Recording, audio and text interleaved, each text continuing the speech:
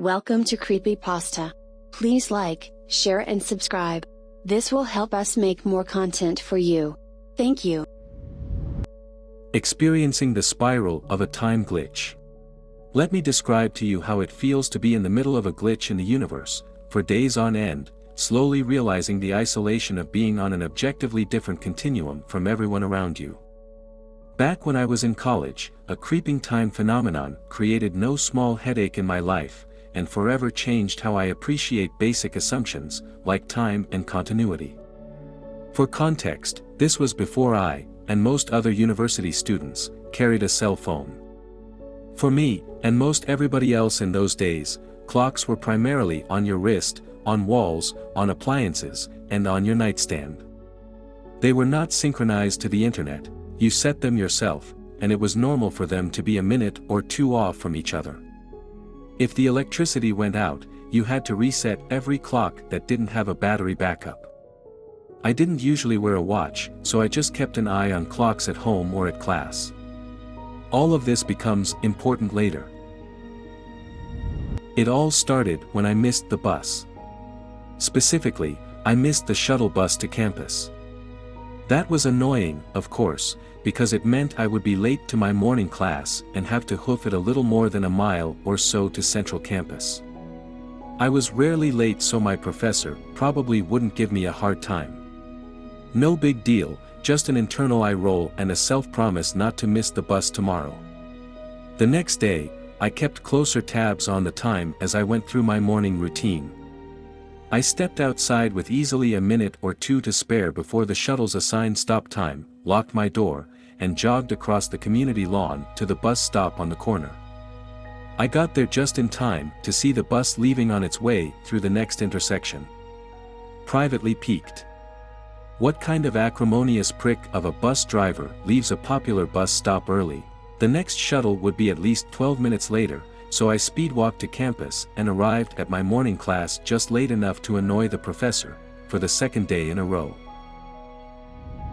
This was a small language class and it met 5 days a week. Walking in late twice in a row did not go over well. Not a great start to the day. Shrug it off. Tomorrow's another day. The next morning I double-checked the time at every station of getting ready for the day. My old alarm clock on the nightstand assured me I was on track. In the dated kitchen, the stove and microwave agreed that this morning would be different from the last two. I sauntered to the bus stop with at least 5 minutes to spare. I knew I was on time, so my mind was already thinking about class and the rest of the day's tasks. After a few minutes, the bus hadn't arrived. Something in the back of my mind was perturbed to note that I was alone at the bus stop when normally a half-dozen other students were there with me. I waited a few more minutes, no bus in sight. Let down again. Under my breath, I cursed whatever incompetent entity was in charge of the farcical bus system and this clearly mismanaged university as I trotted to class. I didn't want to be late again, so I jogged the whole way, hating every intersection crosswalk where I had to wait. I arrived breathless, just sweaty enough to be off-putting, and about 10 minutes late. I was a responsible young adult. I had good grades. I was a military veteran. An employee. A university student. Just show up on time. How hard can it be? No excuses. Through class, I slumped in my chair, pouting a little, and fighting the temptation to feel like a victim when I couldn't possibly explain how I was being victimized. I went back and forth to campus as normal, and each trip seemed a little off. Subtle things, like how many people were in the main quad or passing between buildings. It seemed a little too quiet at some times and a little too crowded at times when it should have been quiet. Back in my apartment that evening, I dug my old wristwatch out of a drawer, set it carefully, and put it on my nightstand so I could wear it the next day. The watch didn't matter. No bus, of course, and I was several minutes late to class despite charging across campus at full speed. The professor called me aside after class and asked me, effectively, what my problem was. Blaming the flaky shuttle bus seemed pretty weak, but it was all I had. I went home for lunch. Later I had to run some errands, which required driving to a few different places. My last errand was near campus. Parking was always at a premium and reserved parking on campus costs a fortune, hence the ubiquitous shuttles which normally ran like clockwork. However, I happily managed to find a great parking spot at a meter near the building I needed, just on the edge of campus. Parking meters were only enforced there after 5 p.m., so I carefully checked the time to be sure I would be back before 5 p.m. All good. When I got back to my car, just before 5 p.m., I had a parking ticket. Color me pissed off. Now, I'm a big boy and if I get a ticket that I deserve, I'll pay the fine. But I didn't deserve this one. Some overzealous meter maid, undoubtedly friendly with, if not related to, whichever feckless individual drove the shuttle bus, ticketed me before 5 p.m. I checked my watch, 4:57 p.m. I checked the time stamp on the ticket, 5:09 p.m. But my car wouldn't be there at 5:09 p.m. They wouldn't ticket a working meter. Clearly the meter maid's ticket printer's time was wrong. When I got home, I called the number on the ticket and indignantly informed the parking office that their ticket printing machine's time was wrong, and, accordingly, my ticket should be dismissed. The person at the parking office smugly explained that all of their machines synced wirelessly throughout the day to a radio time signal run off the atomic clock in Boulder. Basically, she told me to shut up and pay the ticket. How could I argue? I whined that I had checked the time very carefully and had just set my watch that morning against multiple clocks in my house, and it still matched those clocks. The lady at the parking office chastened, "Well, you either misread your watch or all your clocks are wrong. Thanks for calling, please pay the fine, goodbye." You either misread your watch or all your clocks are wrong. If the parking office's clocks weren't wrong, and if I hadn't misread my watch. I walked across the hall to my friendly Indian grad student neighbor and knocked on his door. Yes, back before omnipresent cell phones we frequently had to actually see somebody, in person. If we wanted to talk to them. I didn't really need to talk to my neighbor, Manoj, but I did want to see his clock. Manoj opened his door. I could see his oven clock behind him, about 6:05. Pretty much what I had. We had a brief chat about the universal injustice of parking tickets and I went back to my apartment. With Manoj's clock to back up my clock, I knew my clocks must be right. But why would a meter maid ticket a perfectly good meter? Why would a bus leave early or fail to show, day after day? Why am I arriving late to so many classes? I had theories, but no single answer to reconcile those items. The next day, Friday, was even worse.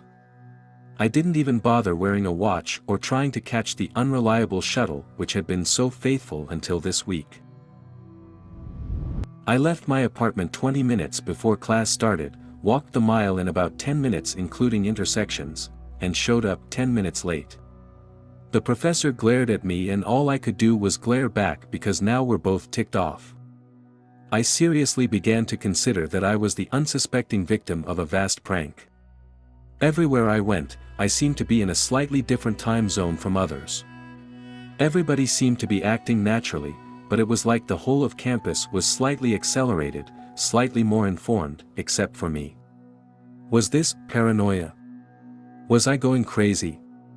Sure, I'd been stressed lately, but was I finally losing my ability to function conventionally? A sense of profound isolation descended upon me. Everybody around me creepingly began to seem suspicious and unfriendly. Were they all secretly laughing at me?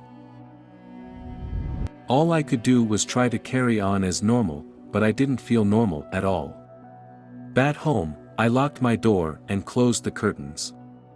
I booted up the wheezy old desktop computer, switched on the clumsy cathode ray monitor, got online, loaded up this popular newish search engine called Google, and searched, "What time is it?" After a few grunts and groans from the computer, the result on the screen said 4:36 p.m. locally. My watch said 4:19 p.m. My microwave said 4:18 p.m. My oven said 4:18 p.m. I went into my bedroom and checked my alarm clock. 4:19 p.m. Why was the internet 17 minutes in the future? 2 could play this game. I reset all of my clocks to match what the Google said the time was. I wouldn't have class again until Monday. Monday morning came. I left my house early and I missed the bus. But I could see it pulling away, so I must have only just missed it. I ran to campus and arrived to class a few minutes late because of course reality continued to mock me. When I finally reeled home after another disorienting day of perplexity, I booted up the computer again and checked the time. It was nearly 15 minutes ahead of every clock in my apartment. But this time my wristwatch matched the time on the internet. I was completely mystified. The only explanation was that somebody was sneaking into my apartment and incrementally setting my clocks back. How did I have an enemy so diabolical as to devote this much attention to such an elaborate prank? And how did they get my neighbor's clocks, too? My head was spinning. What could possibly be going on? What did my clocks have in common? And then it dawned on me. All of my clocks were all plugged into the wall. They were all on the same source of electricity. They were all digital. Digital clocks, plugged into a wall, keep time based on an alternating current power oscillation. If something was wrong with the power grid, it could affect the clocks, including my neighbors. The remaining question was whether or not I, in my student housing to the east of campus, was on a different grid from the main part of campus. After a series of phone calls, I got put in touch with the man in charge of power and electrical utilities for the university. It was obvious that he had no idea why a student would be calling him. Electricity man, hello. Me, yes, hi, are you the guy in charge of electric grids for the university? Electricity man, yes, who is this? Me, I'm a student. I live at XYZ, the student housing east of XYZ Boulevard, about a mile east of main campus. Electricity man, huh. And? Me, am I on a different power grid from main campus? Electricity man, size, yes, there are 2 grids, the main one and a smaller one. Your outlying complex is one of the few residential buildings on the B grid. Why? Me, well, I keep missing the bus. Electricity man, what? Me, and I got a parking ticket. Electricity man, I don't know why you're telling me that. Me, and I keep showing up late to class. My professors are mad. And I reset my clocks, but the internet says they're wrong. And I'm realizing I sound like an emotionally disturbed circus of an individual. This busy man is the first person to whom I've actually been able to express my fear and frustration. I guess it had been building up and now it's kind of pouring out of me. Electricity man replies kindly, son, you sound stressed. I think you should call somebody who can help. Panting slightly. I half shout, no, you don't understand. All of the clocks plugged into my walls are slowing down. A beat of silence. His tone is very quiet, like he's murmuring to himself. Holy hell, speaking to me again, excitedly, when did this start? Me, I don't know exactly. About a week ago, but I think it's speeding up. First it was just little things, but by the end of last week it was like I was in a different time zone, about 15 minutes behind the rest of the world. I reset all my clocks on Friday and today I'm way off again. He thanked me profusely and explained that this little piece of information was the missing link in a chain of frustration that he'd been working on, and now he knew exactly what he needed to do.